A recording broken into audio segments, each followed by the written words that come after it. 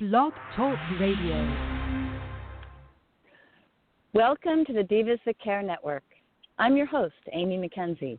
Today's show, The Wow of Women, features the remarkable journeys of women whose powerful and extraordinary choices positively impact people's lives. I'm so excited to welcome our guest, Natasha Zoe, today. Natasha is a media relations specialist, an artist, and also a salsa enthusiast. And her career paths boil down to one real core interest. She loves to meet people, discover stories that are worth sharing, and help those people be heard. She has helped multiple authors and entrepreneurs score Amazon bestseller titles and simplify their message through the power of media. Currently, she's running a PR agency that helps wellness thought leaders raise their expert status by building a media presence. What a wonderful commitment you have, and what a terrific vision. Natasha, thank you for joining us. Welcome to the show.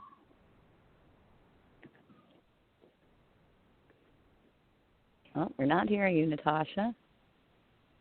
I'm here. Okay. Natasha. There you are. Great. Yes, welcome. Yes. Thank you, Amy. Thank you for such a warm welcome. Oh, it's my pleasure, and it's really fun to have you on the show. Thanks for making the time, because I know you have an awful lot on your plate. And your topic today, how PR can grow your business while boosting your confidence. So I love that, because it's not just business. You have managed to merge personal development in a way I've never heard of that being done. I love that. How did this all come about for you, that you conceived of this idea to put them together? Yeah, that's like a lifelong story for me. I was born in a family of two psychologists. My mom and my dad are both psychologists. Yes, I chose the path of communication and journalism for myself. So I always seen this as coming out and showing up with your message can do so much for your confidence. So I look at it at writing articles or showing up for interviews as, sure, a business tool, but I've been able to see it in so many of my PR clients, but also like in my previous career as a journalist, I would, interview someone, a writer, or maybe a scientist, or maybe just enthusiast of some sort of art.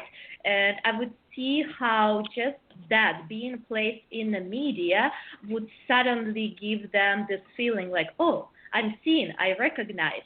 I've seen it in other career paths of mine as well. Like I used to put out events, like live events, and I would take a local artist. I would invite them to speak, and I remember that particular artist. She had such an interesting career. She was a food stylist, like the one who styles the food for a photo shoot that we see on menus that makes us want to eat the food. And she was like, "Oh, no one's gonna come to listen to me." And I was like, "You watch." And like I feel like this "you watch" is pretty much like a tagline of my entire career. I love the feeling of, people feeling more confident after they've been featured on media. That's wonderful, and I love that you don't stop there. One of the things that I noticed in what you sent me is that you really are focused on taking people to the next level, whatever that is for them, which could include physically, but also spiritually. And that is highly unusual in the media world from my experience. How do you go about doing that? Interesting question.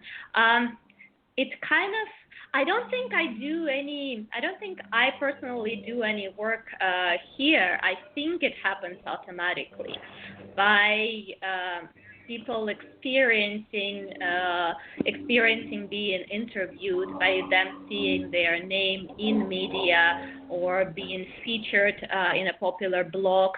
It just happens automatically. Like, you won't believe that, but some of my clients like they are someone we would perceive as influencers.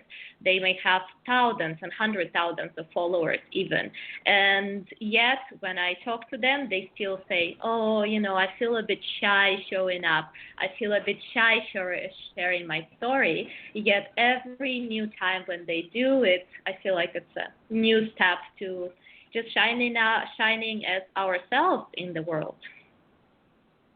So you're really connecting people to themselves. Would that be correct? No way. Yeah, I love the way you put it. Yeah, I think so.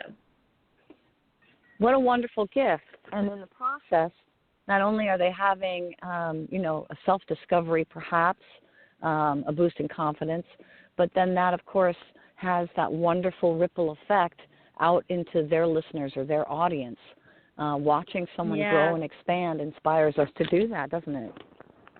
Oh, wonderful. Yes, absolutely. I love seeing this work as, as kind of, as you say, many layers. I work maybe with a person, with a thought leader or influencer, and I help them to be seen more. And, in return, they influence so much more people in their field. So I love spreading positive message of growth through this way. I work with wellness coaches and therapists, so whoever helps people grow physically, mentally, or spiritually. Yeah. Which we are very much on the same page. I myself am committed to that, and I love that you really reach out to other teachers. You're very selfless in that regard. I noticed that you always bend to, the expertise of another and include them in your training. It's like you're really a major connector for people as well. Did I get that right? Yeah, I always, I guess so. I always enjoyed the connecting people and bringing on the different things that, I learned in different fields together. Yeah. Well, you're quite humble because you give credit to these wonderful teachers that you include, and I really appreciate that. Again, you've really created a niche that I think is quite unusual, that brings the heart into business, and I think it's really interesting and foretelling. Yeah, that you chose thought leaders in wellness, right? So you've really connected your gift, yes, with what you're focused on. Now, how for you would you say you've grown as a result of that? That's a wonderful question. I have a deep belief that we all choose the lines of work in which we most need help ourselves. And let me expand on that a little bit. Growing up in the family and in the circle of many talented psychologists, I had a lot of conversation talking about that, and I realized that many people who go into therapy, psychology, work, wellness, helping each other, they feel like that's the area that they need the most help with themselves. I spoke with also in my line of work. I spoke with many people who are in nutrition, and they are constantly feeling like they can improve the way they eat and the way they nourish their body. And it's the personal interest into a particular area that drives us into this area, right? So in my case, I started this career as a journalist at the age of 15, and I really remember my very first interview that I had to take. I was 15, and the subject I chose for interview was this boys band that played 60s rock and roll covers. So, and they were anywhere from 20 to 30. So they were a little bit of a local stars. And can you imagine, Amy, how nervous I was? I right. I was shaken and you pretty much like a fangirl calling up to people, that you go to concerts to watch them on stage. So I was very nervous. And I still to the date remember this interview, and it kind of shows me that, yes, I myself was really, and I guess still am, to the point shy to show up, right? And helping people to show up and shine in the world. This is a skill that I'm learning myself. This is a kind of indirect, I believe, lifelong journey.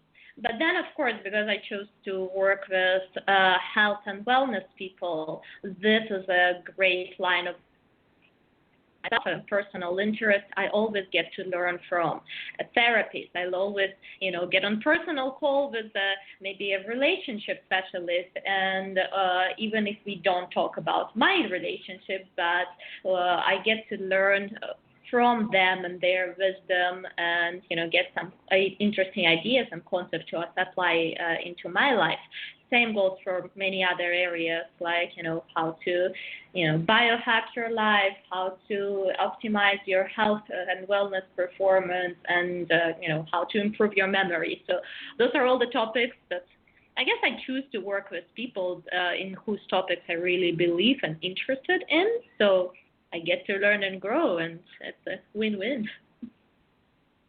I love that. And it gives me the idea that if someone is searching, not quite clear yet what career path and wanting it to be connected to their passion, it would be a very good exercise to look at, what is it that you most want to know about or address and grow within yourself, and look to that as a career. It's a wonderful bit of advice you've just left us and all of our listeners. Thank you. And also you've concluded it into a piece of advice. Yeah, thank you. So, all right, now let's say I'm just starting out. I'm in the early stages of my business. I don't feel like I'm ready. Mm-hmm. I don't have enough going on yet.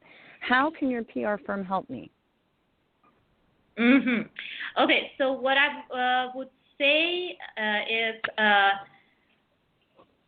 it's kind of a misconception. It's a popular belief that PR is just for those people who are very grand, the celebrity status and so on. Absolutely not true. Because look at the word. PR is relationships. It's public relationships. Anyone at any stage of their business can have relationships.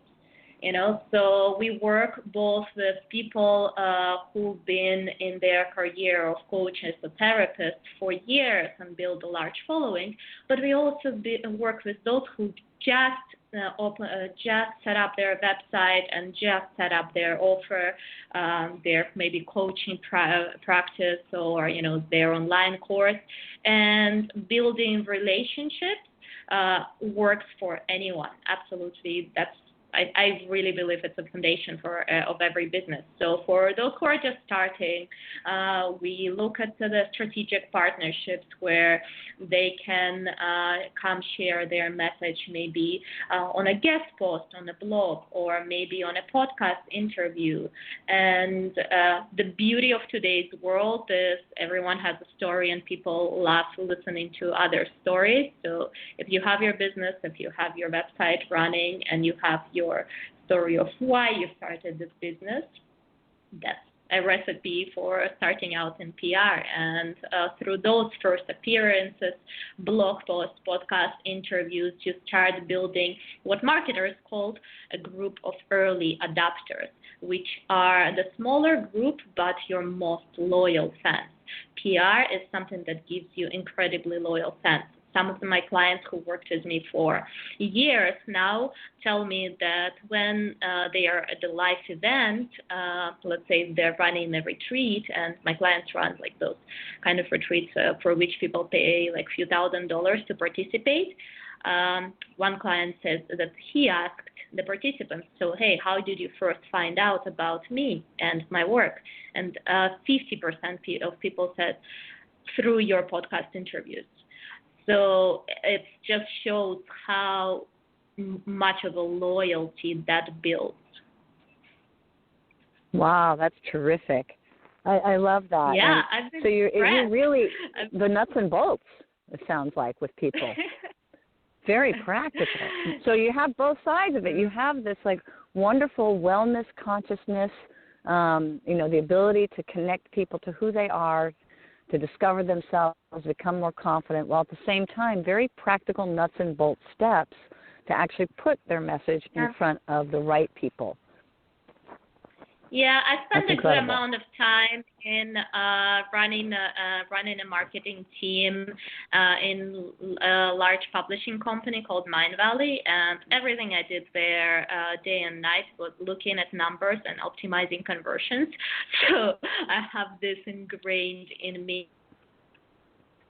Oh, that's very useful. Yeah, great background. Every return of investment, yes. Of every step you take in business and what that would do for you. So, yeah, definitely. Well, we do measure, statistics are a measurement of, how actively we are actually fulfilling our possibility we've created for ourselves. And that's where it shows up, the statistics. So that's a perfect background, to actually gain results for people. So how does someone, let's say they say, well, I need Natasha. How can they get involved with you? Well, first I say wonderful. I offer the discovery calls for anyone who is just willing to test it out. We don't have to sign anything right away. Let's get together on a call, which you can book on my website. Natasha Zo, it's Natasha with SHZO.com. Just book a call. Let's talk about your story. I really do it because I love to getting to know people. So let's get to know each other. See how we can formulate your message and see what sort of media can do well for you at the stage where you are right now. That's wonderful. And you have a newsletter too, don't you? I do have a newsletter. So what I do is because me and my team go through thousands of media opportunities every single week, we don't always have a proper client to feed to every single media opportunities. And I felt that it was such a big waste that I started a newsletter where every Sunday I will send a roundup of few media opportunities, maybe someone in my network who is looking for a guest on a podcast, or someone in my network who is working on a particular article and need a particular profile. So I put them in a newsletter. I say how you can apply. I don't mediate this process. I just let you know how to apply for a particular opportunity, and then it's up to you to go and grab it. So also that's a wonderful gift that you're just giving away. I felt like that so many opportunities have been, I don't have as many people to fit into the number of opportunities that I come across. So why not to share?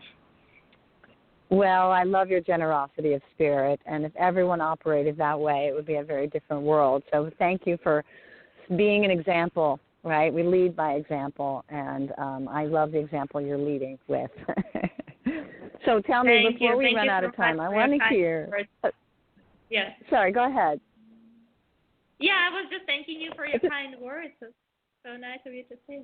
Oh, well, you inspire them, right? So you're just receiving that which you created, right, coming back to you. I want to make sure before we run out of time, what's next for you? Because your life journey has, been such a wonderful step-by-step process, as you said yourself, bringing you back to the things or forward to the things that you wanted to address and expand upon in yourself. And then, of course, with your spirit and your interest in really being of service to people, have found a way to really magnify the effect of what you've learned as you've gone along as a way to share with people. So I'm excited to hear what's next for you, Natasha. Next is more, there is a business step and there is a personal step. So as for business, we are just growing and expanding and getting ready to serve more, growing the team. And as for personal, it can be bringing me back, as you said, to where I started my career. I started as a journalist, and I've been feeling really called to be writing more again. So some big pleasure for me is stepping into the shoes of a writer and doing features on some of my clients or on some topics that I really, care about, and then I learn along this journey. And, being in the shoes of a writer once again. So that's something I'm really excited about it at the moment. Well, now I'm excited about it because I can't wait to read what you write. Wonderful. I'll learn something and I'll grow. That's terrific. Well, before we close out the show, do you have any last parting words for our guests this afternoon here or evening, wherever you may be? Sure. My parting words would be that if you are starting out in a business, wherever you are, I know the tendency is to start small. I know many people like to, come up with a brand name for themselves and hide their real name and their real story behind it. And I want to urge you to, step into who you really are, into your real story, and don't be afraid to shine it. What I learned from the world of media is that in today's world, it's not what you say, it's who says that and what's the story behind you that led you to know what you know today. So your story is your biggest gift, and whatever line of business you are, personal brand today is the biggest asset. So do not be afraid to share your story. What a beautiful message, laced with transparency. And this is the age of truth. Yes. So it's, just spot on with where we are. Truth. Yes, in our social consciousness, bringing it down to the individual. Yes. Well, you are really, truly a gift. I'm so grateful to you for spending the time with us today. I learned some things, and I'm going to be sending you some people, and definitely I know they will benefit. Yeah. No, it's terrific. So thank you so much. Yeah. Thank you so in much, closing, Emmy. Thank you. Oh, you're so welcome. In closing, I want to thank you, Natasha, for joining us today. Of course, all of our listeners, and our producer, the founder of the Divas That Care Network, Candace Gish. Candace redefines the word divas to mean a courageously self-assured woman, which we just heard from Natasha. And she'll teach you how to be that, too. The Divas That Care Network offers women of all walks a platform for sharing their voice in the world. And we invite you to join us. Visit divasthatcare.com. Hear more inspiring stories, and who knows, perhaps you too will want to add your voice to the conversation. Have a blessed day, everyone. Until next time, over and out.